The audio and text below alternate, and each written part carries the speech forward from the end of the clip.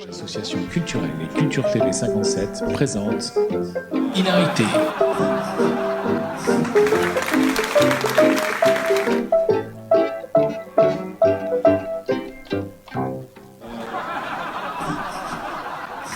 Bonjour et bienvenue sur Culture TV 57. C'est déjà le 3e numéro de notre émission Hilarité et j'ai toujours la chance et l'honneur de la présenter avec Saveria Charton. Bonjour Saveria. Bonjour Franck et bonjour à tous.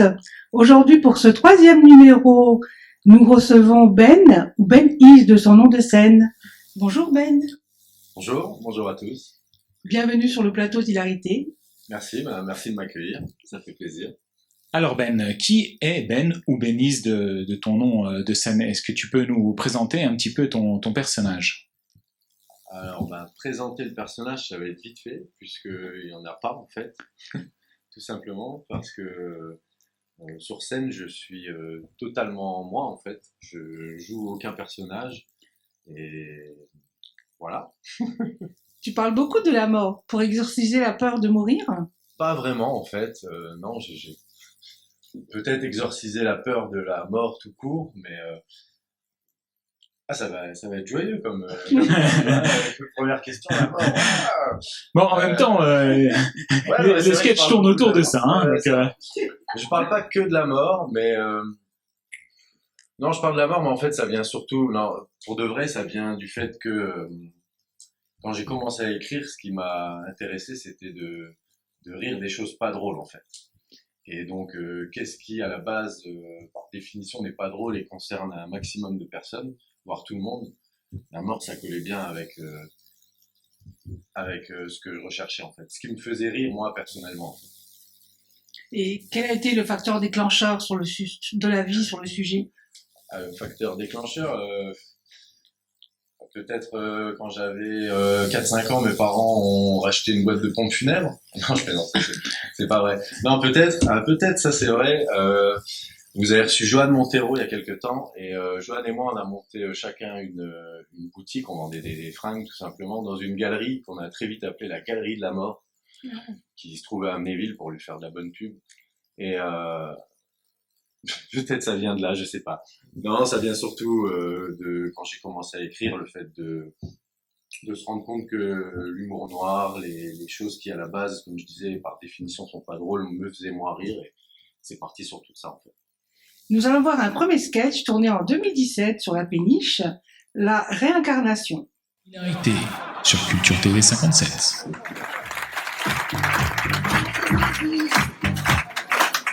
Bonsoir à tous. Ok, on y va. Moi, je m'appelle Ben. Je tiens à préciser tout de suite, je suis pas turc. Non, mais parce que comme il y a un arabe avant et un black après.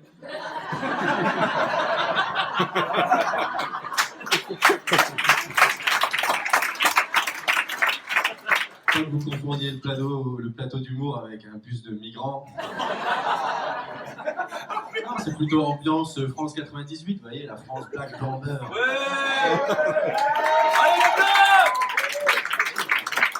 Ah, la péniche, vous êtes chaud?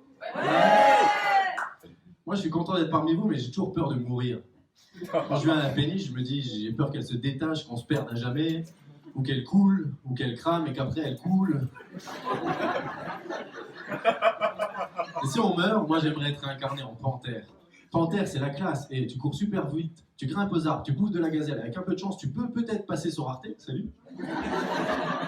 Extraordinaire. Il y a des gens qui se sont déjà demandé en quoi ils voulaient être réincarnés. Ouais, madame. En quoi? Non? En chat. Ouais. D'accord. Moi, j'ai rien à répondre, c'était juste pour savoir. Je suis devenu un expert en la matière. Démonstration. Sarkozy, dans une vie antérieure, c'était un pigeon. Hein? On voit les restes, la taille déjà. Cette agitation, cette nervosité, puis ce geste-là, ce truc. Ça, c'est des restes. Et Sarko en pigeon, le mec aura même pas attendu d'être humain pour nous chier dessus.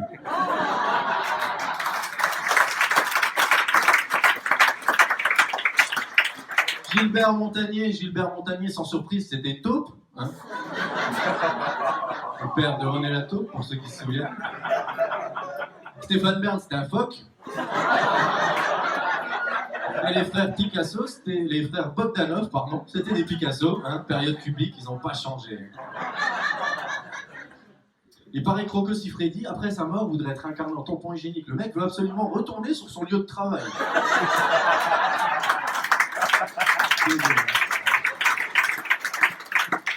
Je me suis posé la question, quand on meurt, comment ça se passe? Est-ce que notre âme, elle sort de notre corps, elle va dans le premier corps qui est à côté? Si tu crèves dans une porcherie, t'es dans la merde. Encore plus si tu t'appelles Hakim.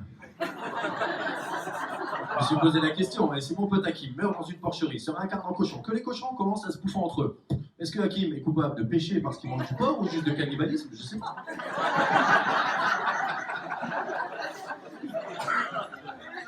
Ou alors, deuxième hypothèse, quand on meurt, notre âme, elle atterrit une sorte de bureau de la réincarnation, où là, un mec t'attend, peut-être il te dit, alors c'est parti mon grand, tu vas tourner la roue, on va savoir où et en quoi tu seras réincarné. Là, tu sens tout de suite, tu risques de te faire niquer.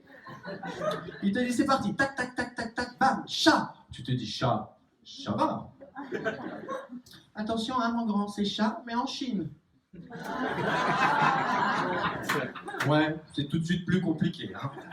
En même temps, c'est rapide, t'y vas, il te bouffe, tu reviens, c'est Pékin Express. Hilarité sur Culture TV 57. Hilarité sur Culture TV 57, nous sommes évidemment très heureux du succès de cette émission avec les humoristes de la région. N'oubliez pas de partager et de vous abonner à notre chaîne Facebook et YouTube. Alors, tu as l'air très à l'aise avec les jeux de mots. Est-ce que tu y travailles beaucoup ou c'est plutôt naturel?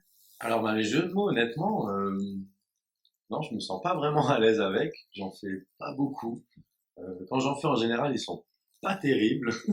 Et alors, par contre, là, je suis obligé, si vous me parlez de jeux de mots, tu me demandes, Savaria, je suis obligé de rebondir sur et de faire la pub de Jocelyn Brunet, qui est un ami et un membre du MCC à qui je passe le bonjour, bien évidemment. Alors lui, c'est un professionnel en jeu de mots. Moi, à côté, je suis un petit joueur, vraiment, clairement. Ben, tu prends la vie du bon côté, mais la mort. Il n'y a pas que des mauvais côtés dans la mort non plus. Allez, on regarde ensemble ce sketch tourné en 2017 au Capitole, La mort, il n'y a pas que des mauvais côtés. Hilarité sur Culture TV 57. Bonsoir le Capitole, ça va? Vous êtes chaud encore? Devant, tout bien encore? Derrière, ça va aussi? On est samedi, on est décontracté, tranquille, vous devez être tous encore de bonne humeur. Ça tombe bien, je vais vous parler de la mort. La mort, tout ce qui tue, au sens propre, la guerre, le sida, Bertrand Cantat. Tout le monde tue. Là où tue la planète, les dictateurs tuent les hommes, là je tue l'ambiance.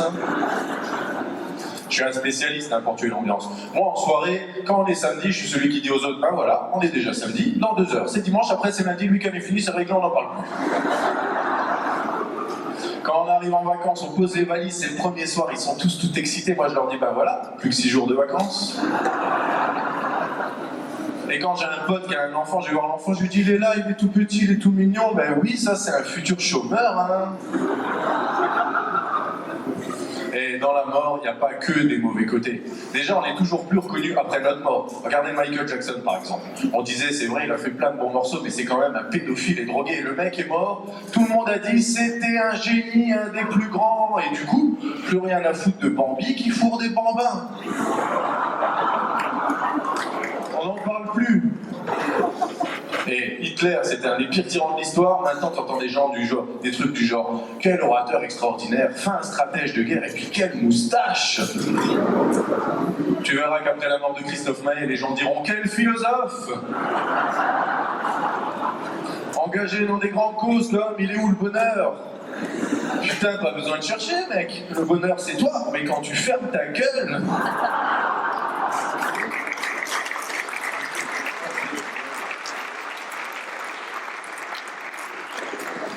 Taper sur Christophe Maé, ça marche toujours. Hein. Et depuis toujours, on voit la mort comme quelque chose de triste. Ça serait bien que ça change, qu'on la voit comme quelque chose de joyeux. Vous voyez, au JT, on aurait des trucs du genre Ayrton Senna est mort hier à Imola suite à un léger accrochage. On lui souhaite bonne route. Ou alors, Lady Di est morte hier à Paris, suite à un léger accrochage. Bonne nouvelle pour les SDF, comme quoi même une princesse peut finir sous les ponts. Sans transition, les 35 migrants noyés cette nuit font passer à 4000 le nombre de morts cette année en Méditerranée. Youhou, record battu. Et sérieux, les migrants, c'est pas des passeurs qu'ils ont besoin de maîtres nageurs.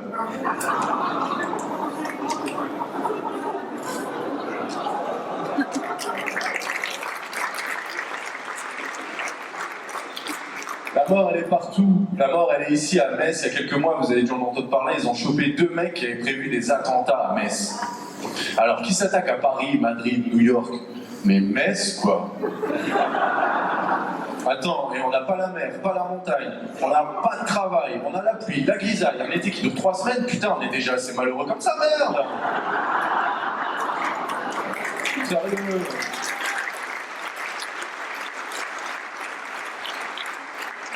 Eh, si vraiment ils cherchent des villes dans lesquelles faire des attentats, qu'ils aillent dans le Loir-et-Cher. Il y a un village qui s'appelle Bourré. Au moins, on aura tous des t-shirts. Je suis bourré.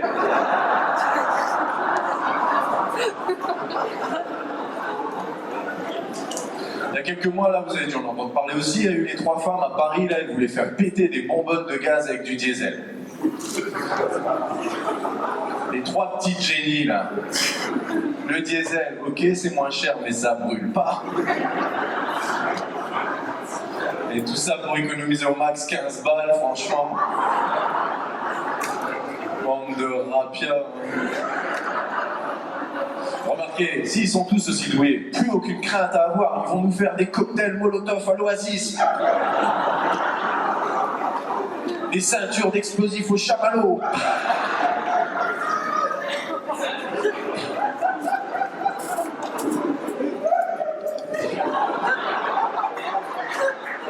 C'est ma mère, je la prends à tous les spectacles.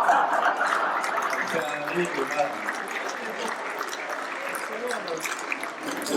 C'est sûr qu'en termes d'attentats, ça va être compliqué un jour de faire plus spectaculaire que le World Trade Center. Hein, les Américains ont toujours eu le sens du spectacle. Hein. Ils l'ont prouvé encore il y a quelques mois, vous avez dû voir avec leur élection. Ils ont failli élire une femme. Un sketch, ne vous inquiétez pas, je ne suis pas pro-Trump. Qu'est-ce qu'il a ce mec d'ailleurs avec tout orange comme ça? Il s'est pris des jacques faciales de Casimir.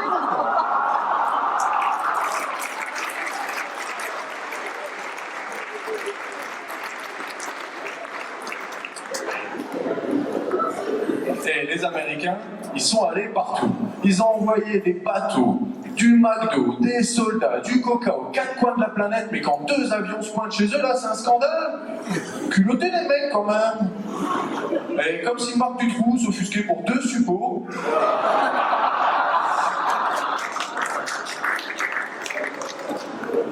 Alors, vous vous doutez bien qu'on m'invite pas souvent dans les écoles primaires faire mes sketchs. Hein. Forcément. Et le 11 septembre, au final, il n'y a eu que 3000 morts. Tous les ans, on y est à droite. Tous les ans, ils nous rabâchent le truc. En 94, au Rwanda, le génocide, c'est 1 million de morts en 3 mois. Les Rwandais, on les entend pas. Ils font pas les fines bouches. Oui, 1 million. Vous vous rendez compte si les Rwandais avaient fait comme les Américains à lire le nom de toutes les victimes, le mec, il sera encore en train de lire là en ce moment. 1 million, c'est même pas imaginable comme chiffre. Pour repère, moi, dans ma famille, on est 28. Ça fait 35 714 fois ma famille. Mon pote Rémi, il est tout seul. Il est sans famille, ça fait 1 million de fois sa famille. Mais la meilleure en génocide, ça reste la nature. Et la nature, entre les tremblements de terre, les ouragans, les tsunamis, le tsunami, c'est 250 000 morts en une seule vague. Une vague, ça tue. Au moins pour ça, à Metz, on est tranquille. Des typhons sur la gueule tous les ans, leur maison, leur ville, tout est détruit, ils sont là, ils ont le sourire, oui, ça va, on est en vie. Hein. De mon côté, dans ma famille, après la tempête de 99, la cheminée, elle est tombée du toit, ça a cassé 2 tuiles, écrasé les géraniums, mon père, il a dit, là, c'est la fin du monde.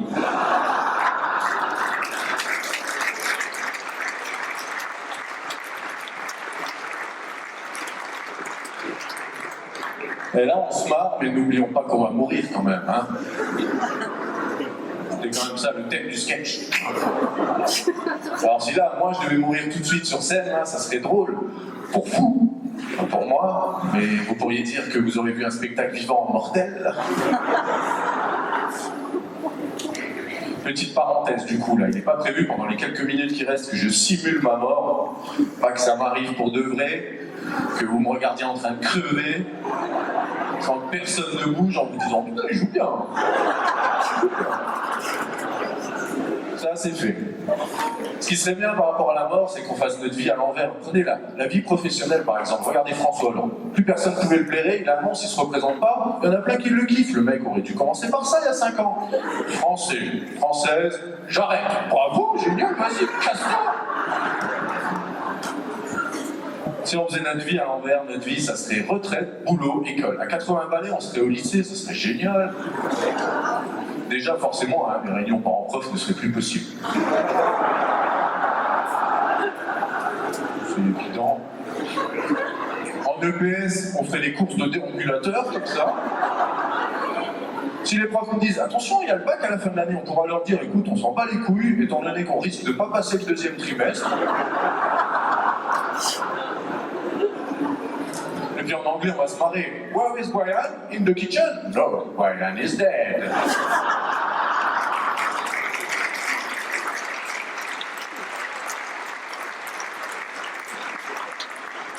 Les deux extrêmes de la vie, c'est la crèche et la maison de retraite, et c'est le même public.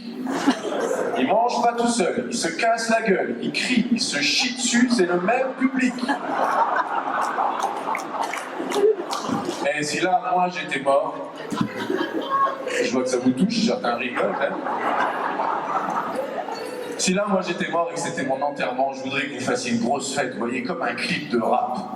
Que les mecs, ils lâchent des billets comme ça, qu'on ait pimpé mon cercueil, qu'on ait mis sur des vérins à l'américaine, que les filles viennent en maillot de bain et puis qu'elles se frottent à mon cercueil.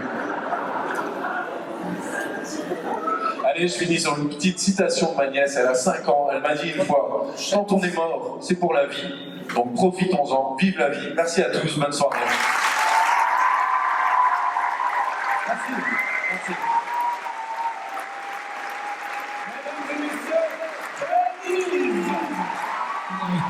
Sur Culture TV 57.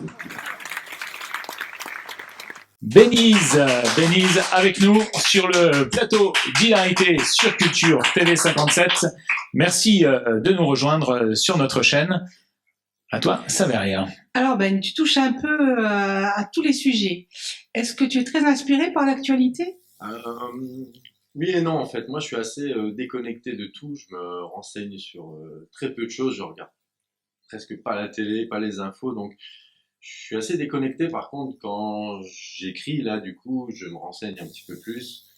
Et oui, bah après, toujours dans la même idée d'écrire sur des choses pas drôles. Là, tu cherches dans l'actualité. Enfin, c'est vite trouvé, quoi, en tout cas. C'est clair.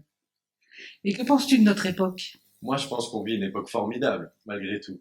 Bon, c'est sûr que là, ça fait quelques mois qu'on n'a pas de bar, pas de restaurant, on n'a plus de spectacle, mais on peut toujours prier. Ça va. Moi, perso, en ce moment, je prie pour la réouverture des bars, justement. Ça, c'est sûr que depuis un an, c'est pas la grosse marade. Moi, je pense souvent à Schumacher, en fait. Ouais. À la chance, lui, ça fait un an, il a rien vu, quoi. Voilà.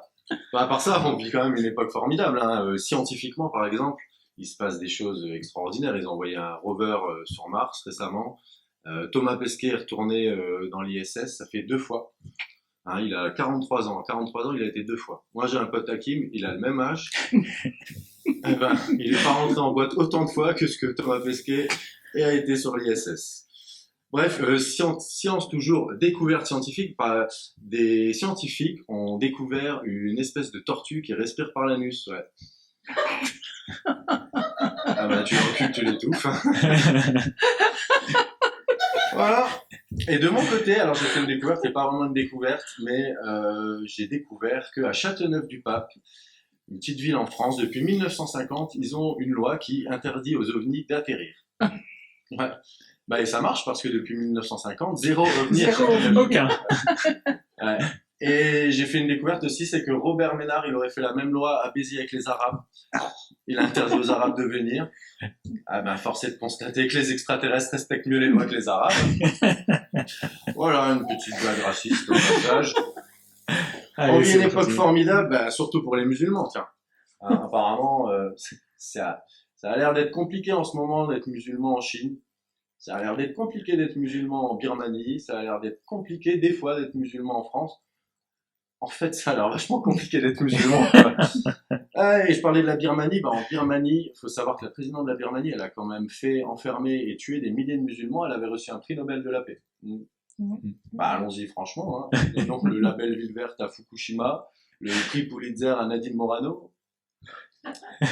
Ouais, Nadine Morano, elle aurait le Pulitzer pour son œuvre sur l'écologie intitulée Nadine à la plage, dans laquelle elle nous expliquerait que si le niveau de la mer monte, c'est parce qu'il y a trop de migrants au fond. On vit une époque formidable pour les femmes aussi.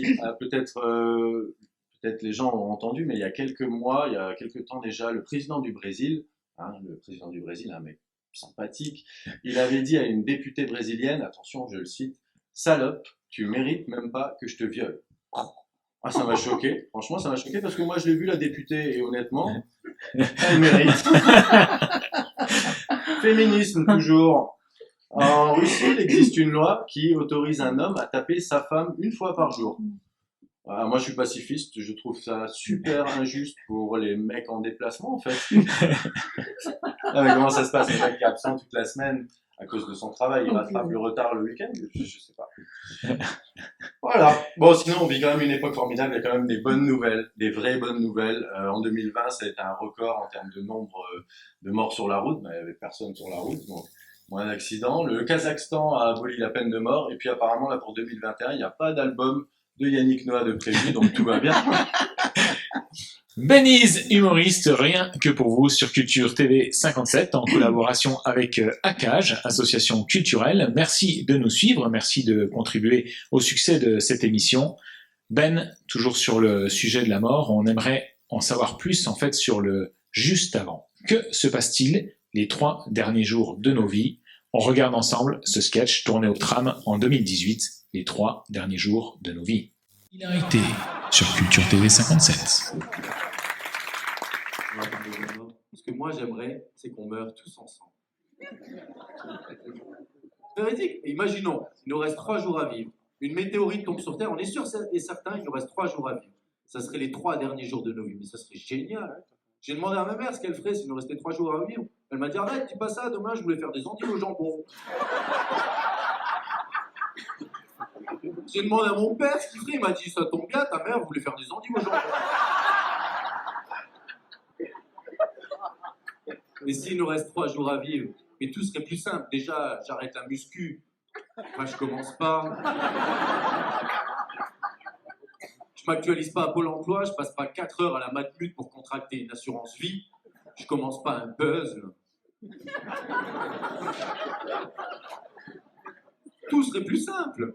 Plus besoin de déclarer ses impôts, plus besoin d'acheter des cadeaux de Noël ou d'organiser le Nouvel An. La seule chose que tu organises, c'est réunir le plus d'alcool. Soyons honnêtes, s'il nous reste 3 jours à vivre, nos 2 activités principales, c'est la fête et le sexe. On se taperait toutes les grosses bouteilles qu'on boit depuis des années.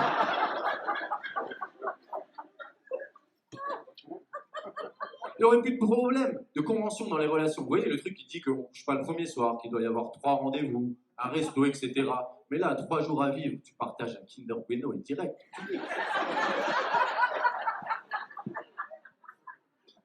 Ensuite, je vais pas au boulot. Plus personne irait au boulot. À part ceux peut-être qui aiment leur boulot. Les chanteurs feraient des chansons, les politiques des discours, les SNCF. Non. Ils iraient au taf pour voir ce que ça fait une fois dans leur vie de bosser 3 jours de suite.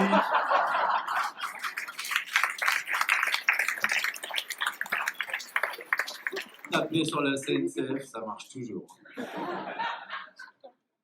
On n'en aurait plus rien à foutre de l'environnement, de l'écologie. Bon bah là, 3 jours à vivre, je peux vous dire, je fais plus le tri, je laisse couler l'eau quand je me brosse les dents. Il peut y avoir Fukushima le retour, je m'en fous. Les Japonais ont toujours eu le soleil et les iPhones en avance, ils peuvent crever avant nous. Plus rien à foutre de la fonte des glaces, du glyphosate et les 5 fruits et légumes par jour. S'il nous reste 3 jours à vivre, je peux te dire là, c'est petit-déj raclette, déjeuner raclette, dîner raclette. À la limite, un petit kebab frites au Nutella, tu vois. Ça va être génial. Pas pour tout le monde. Hein. Les collégiens, imaginez, un petit jeune en 4e, il dira à la conseillère d'orientation, mais moi, plus tard, je vais être vétérinaire. Mais non, mon petit, tu vas mourir. Première fois qu'une conseillère d'orientation dit pas de la merde.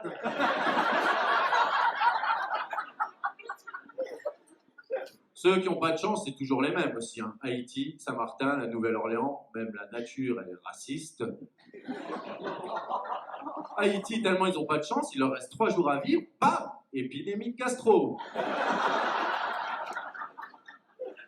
Je serais super content que Lionel Messi et Beyoncé meurent le même jour que moi. Et que Hanouna et Zemmour meurent tout court. On va apprendre plein de choses s'il nous reste 3 jours à vivre. Obligé, tous les grands secrets vont éclater au grand jour. On va découvrir qu'en fait, Michel Drucker, c'est un cyborg.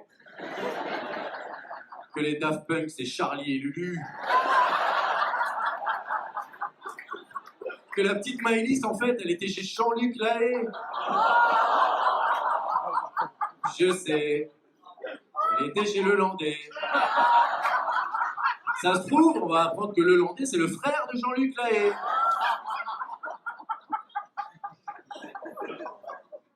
Il n'y aurait plus de guerre. Quel intérêt de faire la guerre s'il nous reste 3 jours à vivre? Il n'y a plus de suspense, tout le monde va mourir. C'est comme jouer contre Nancy, tu sais que tu vas gagner.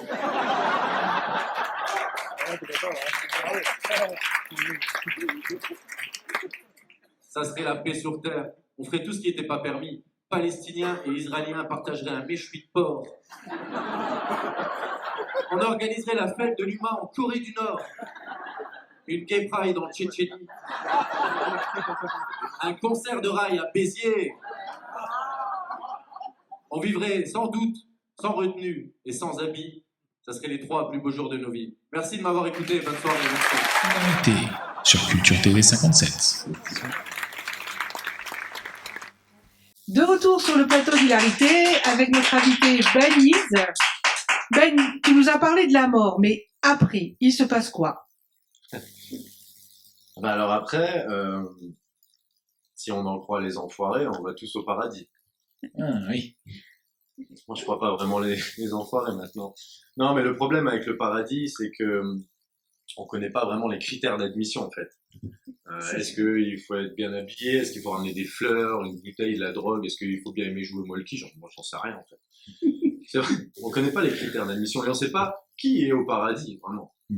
Ça se trouve Saint-Pierre, c'est un gros déconneur, il fait rentrer n'importe qui. Ça se trouve Saint-Pierre, pour le fun, il a fait rentrer Staline, Mussolini, Mao Zedong et Hitler, les mecs jouent au Cluedo. Mais...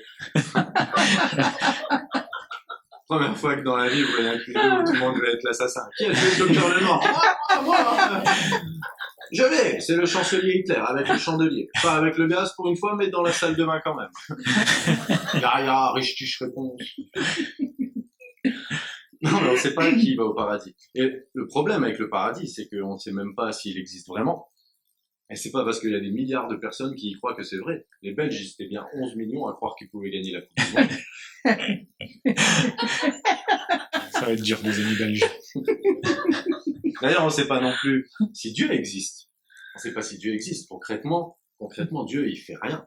Rien pour le Darfour, rien pour le Tibet, même pour Jésus, son propre fils, il a rien fait. Il y avait 3 clous en revêt, sérieux. Ça fait 2000 ans qu'on lui dédie des bâtiments, des chansons, des prières, le mec faut rien. Hier soir, Fabrice, c'est mon voisin. Il est venu me prévenir que la lumière de ma terrasse était restée allumée. Putain, mais voilà, Fabrice, il a déjà fait plus que Dieu.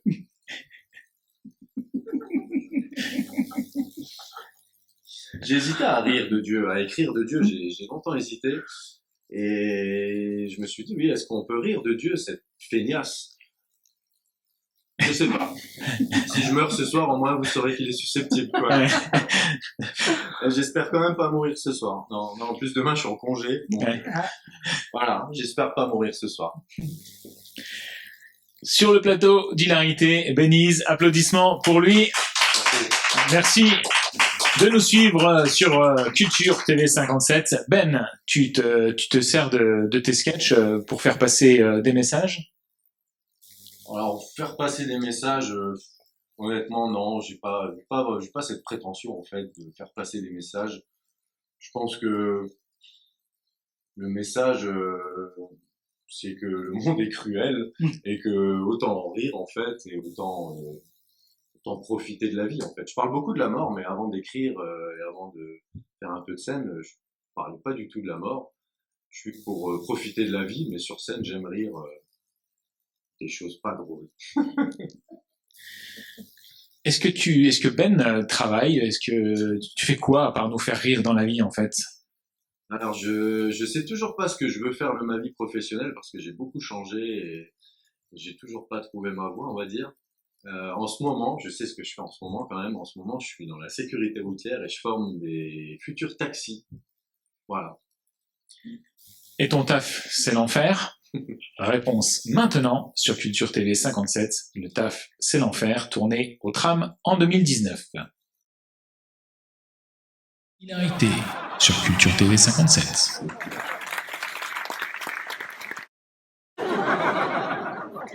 En parlant de migrants, je devais vous parler de la mort. Transition à la rame. Il arrive toujours un moment où je reparle de la mort, de toute façon.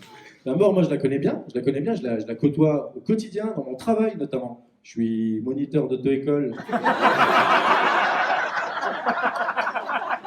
Ouais, ben quand tu t'insères le vendredi à 18h sur l'autoroute avec Catherine qui n'ose pas dépasser les 35 km/h parce qu'elle a peur, j'ai la même espérance de vie que le FC Metz en Ligue 1, tu vois.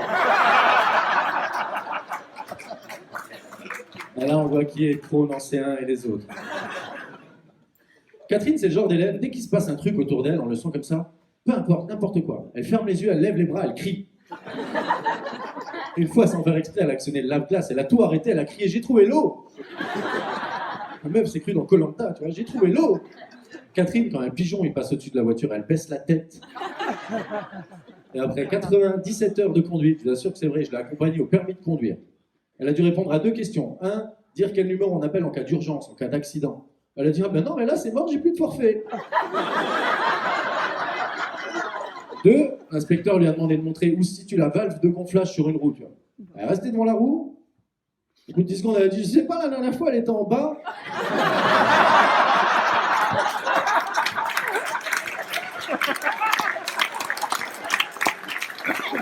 On vit une époque formidable. Dans mon boulot, j'ai 2 catégories d'élèves. Ceux qui comprennent bien, j'en ai pas. Ceux qui comprennent pas, j'en ai plein. On dit souvent qu'il n'y a pas de mauvais élèves, il y a que des mauvais professeurs. Ah, je veux bien. Mais quand tu arrives en leçon et que tu commences par un truc tout simple, du genre, est-ce qu'on peut se tutoyer? Que l'élève, il te répond, je sais pas, moi, j'ai pas le code. Moi, j'aime pas travailler. Franchement, j'aime pas travailler. Et quand je l'ai dit à mon patron, il m'a dit, mais ça se voit. Par contre, il y a quand même des petits trucs cool dans mon boulot. Il y a des petits trucs quand même que j'aime bien. Déjà, je peux me balader avec la voiture d'auto-école. Étant donné que c'est tout à fait normal pour tout le monde qu'une voiture d'auto-école roule n'importe comment, ouais, je roule comme une merde. Je me suis tapé un délire, je roule en fonction des musiques qui passent à la radio. Quand c'est du rap, je me mets en couche, comme ça, je roule sur les trottoirs. Quand c'est les Beatles qui passent à la radio, je me crois en Angleterre, je roule à gauche. Ils ont qu'à tous bouger pour écouter la même radio que moi. Quand c'est Indochine qui passe à la radio, je cherche un arbre parce que je veux mourir. J'ai récupéré un mannequin d'un magasin de fringues, je l'ai mis à côté de moi, comme ça, genre c'est le moniteur d'auto-école, je lui ai mis une perruque afro. Ah, je roule comme un taré en ville, je crie des feux, quand les flics me voient, je fais... Et ça passe. Ce que j'adore dans mon boulot, c'est souvent hein, les gens, ils nous insultent, ils nous klaxonnent comme ça. Moi, je tiens à vous dire, mais plus vous pétez un plomb, plus je kiffe. Souvent, les gens, ils nous collent dans notre école. Il y en a, ils nous collent, ils sont tellement près à 10 cm, le mec, il peut klaxonner avec mon klaxon, tu vois. Je vous le dis, ça sert à rien de coller une auto-école pour qu'elle aille plus vite. Ça sert à rien. L'élève, il va pas aller plus vite. L'élève, il croit qu'il va mourir, l'élève. Ce que j'adore par-dessus tout dans mon boulot, c'est quand je vois la tête des gens, vos têtes, quand vous arrivez derrière nous comme ça, quand je suis en leçon. Jamais personne a la réaction du genre « Ah, génial, on est derrière une auto-école ». Non. La réaction que vous avez quasiment tous, c'est toujours la même. Putain. Voilà. Il y en a qui se reconnaissent. Oh, comme je vous l'ai dit, le problème, c'est que je risque ma vie dans mon travail. Le problème, c'est que si je meurs pendant mon travail, mais ma mort, elle va être ridicule. Vous voyez, un pompier qui meurt pendant son taf, c'est à cause d'un incendie. Un mec du GIGN, c'est à cause d'une balle, d'un lance-roquette, c'est pas des trucs de mec. Moi, si je crève pendant mon taf, ça sera à cause d'une priorité à droite. Et vous imaginez, à mon enterrement, le prêtre, il va dire « Ben nous a quittés, foudroyé par une Fiat Punto. » S'il a un peu d'humour, il ajoutera en même temps « Il était assis à la place du mort. » On vit une époque formidable, essayons d'en profiter. Merci de m'avoir écouté, c'est tout pour moi, je vous souhaite une bonne soirée, merci. Hilarité sur Culture TV 57.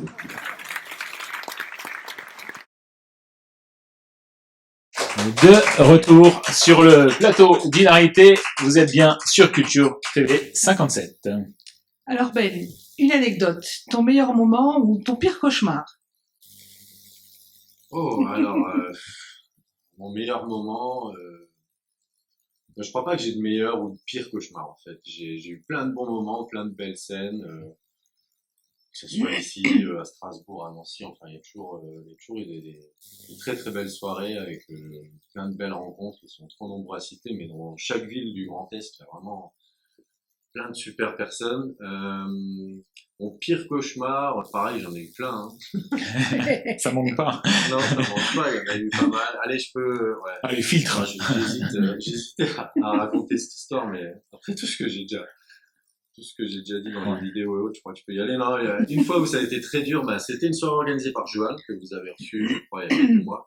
Et forcément organisée par Johan, donc retard. Et moi, retard, qui dit retard dit bière, et le soir-là, j'avais bu beaucoup trop de bière aussi. Ouais. Et du coup, un trou de mémoire, pas de bon rythme, rien de bien. Et j'avais tous mes potes qui étaient là le soir-là. Et ils sont plus revenus depuis d'ailleurs. Ah ouais. Ouais, ça explique peut-être cela, ouais. Ouais, c'était pas une belle soirée. Peut-être un de mes pires cauchemars. Benise avec nous sur ce plateau d'Hilarité. Hilarité d'ailleurs qui touche à sa fin. Quelle joie et quelle chance de te recevoir sur ce plateau, Ben. Parle-nous un peu de tes projets. Après la mort, la vie reprend? Alors déjà, merci de m'avoir reçu, c'était très sympa. Après la mort, j'en sais rien, hein, moi en fait. Hein. J'ai pas non plus cette prétention de savoir ce qu'il y a après la mort. En tout cas, la vie reprend. Les projets, si la vie reprend déjà au sens propre du terme, pour moi, ça serait de finir un spectacle un jour, avant 2030, ça serait bien. Vu que je suis pas très rapide. Et voilà, en ce qui concerne la scène, ça serait ça, finir enfin ce spectacle. En tout cas, en parlant de spectacle, Ben, on va se retrouver au mois d'octobre pour un spectacle ensemble avec ton ami Johan et puis avec Doug Le Frisé. Tous les trois, vous allez assurer un spectacle que nous ferons donc au mois d'octobre. C'est quelle date, Salaria? Le 16 octobre. 16 octobre. Donc le 16 octobre, ça se trouvera à la salle Bastien de Yutz, mais on aura l'occasion de vous en reparler. Et Benise, il sera bien sûr avec nous pour ce spectacle. Merci Ben et merci à vous de nous avoir suivis. On se retrouve le mois prochain pour un nouveau numéro d'Hilarité avec Chinois sur Culture TV 57. Prenez soin de vous et à bientôt. À bientôt. Merci Ben.